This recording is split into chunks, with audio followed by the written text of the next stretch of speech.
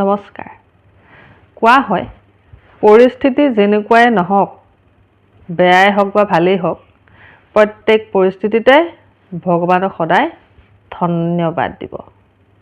Hello' friends, welcome to my channel Astha's motivation. মই আস্থাই পুনৰবাৰ আপোনালোক সকলোকে মোৰ অন্য এটি ভিডিঅ'লৈ স্বাগতম জনাইছোঁ।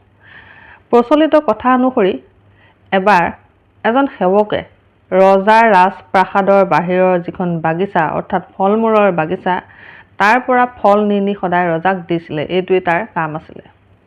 এদিনাখন যেতিয়া সেই সেৱকজনে ফল নিবলৈ ওলাল, দেখিলে যে ফলৰ বাগিচাখনত নাৰিকল, মধুৰিআম আৰু আঙুৰ সমানেই পকি আছে, অৰ্থাৎ নাৰিকল খাবলৈ উপযুক্ত হৈছে।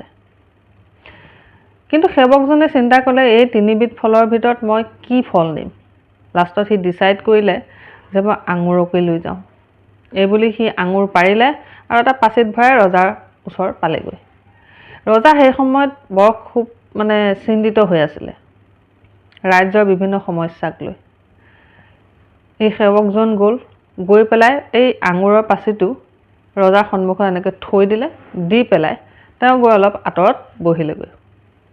ৰজাই চিন্তা কৰি কৰি কিছুমান আঙুৰ খাইছে, এনেকৈ কিছুমান সেই সেৱকজনৰ গালৈ দলিয়াই দিয়ে। এনেকৈ খায় আৰু এনেকৈ দলিয়ায়।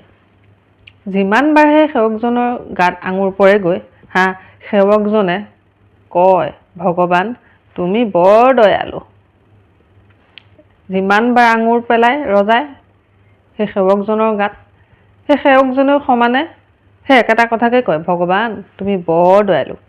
এবাৰ এনেদৰে কৈ থাকোঁতে ৰজাৰ ধ্যান ভাঙি গ'ল এই কথাষাৰ শুনি, যে ভগৱান তুমি বৰ দয়ালু। ৰজাই ধ্যান ভাঙি সেই সেৱকজনক ক'লে, মই তোমাৰ গালে আঙুৰ দলিয়াই আছোঁ আৰু তুমি প্ৰত্যেকবাৰে ভগৱান তুমি বৰ দয়ালু বুলি কৈছা, তোমাৰ অকণো খং উঠা নাই? তেতিয়া সেৱকজনে ক'লে যে মহাৰাজ, মই এইকাৰণেই কৈছোঁ যে আজি যদি মই আঙুৰৰ সলনি বেলেগ কিটা ফল আনিলোঁ হয়, তেন্তে মোৰ আজি কি অৱস্থা হ'লহেঁতেন। বাৰীখনত নাৰিকল, মধুৰিআম, আপেল, আঙুৰ চব পকি আছিলে, কিন্তু মই আঙুৰহে লৈ আহিলোঁ আপোনালৈ।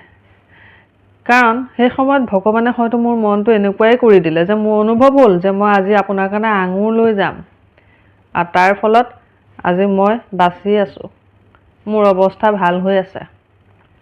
অলপ সময়ৰ কাৰণে চিন্তা কৰকচোন, যদি আজি মই আঙুৰ নানি নাৰিকল আনিলোঁ হয়, তেন্তে মোৰ কি অৱস্থা হ'লহেঁতেন। সেইকাৰণে মই কৈছোঁ, ভগৱান তুমি বৰ দয়ালু। হয়, এই সেৱকজনৰ দৰেই আমিও আচলতে বিভিন্ন পৰিস্থিতিত পৰোঁ ঠিকেই, কিন্তু এই পৰিস্থিতি দিছে কোনে? দিয়াজনো সেই ওপৰৱালাই। ভাল পৰিস্থিতি হওক বা বেয়া পৰিস্থিতিয়েই হওক, সেইকাৰণে আমি প্ৰত্যেক পৰিস্থিতিতে আচলতে ভগৱানক সদায় ধন্যবাদ জনাব লাগে, কাৰণ যি হয় সদায় ভালৰ কাৰণে হয়। ধন্যবাদ। ভিডিঅ'টো যদি ভাল লাগিলে লাইক শ্বেয়াৰ কৰিব, আৰু যিসকলে মোৰ চেনেলটো এতিয়ালৈকে ছাবস্ক্ৰাইব কৰা নাই, ছাবস্ক্ৰাইব কৰি ল'ব। কাৰণ এনেধৰণৰ ভাল ভাল কিছুমান কাহিনী যাতে মই আপোনালোকৰ কাৰণে লৈ আহিব পাৰোঁ আৰু আপোনালোকক প্ৰেৰণা দি যাব পাৰোঁ, তাৰ কাৰণে আপোনালোকে সকলোৱে আশীৰ্বাদ কৰিব, যাতে মই আগুৱাই যাব পাৰোঁ। ধন্যবাদ।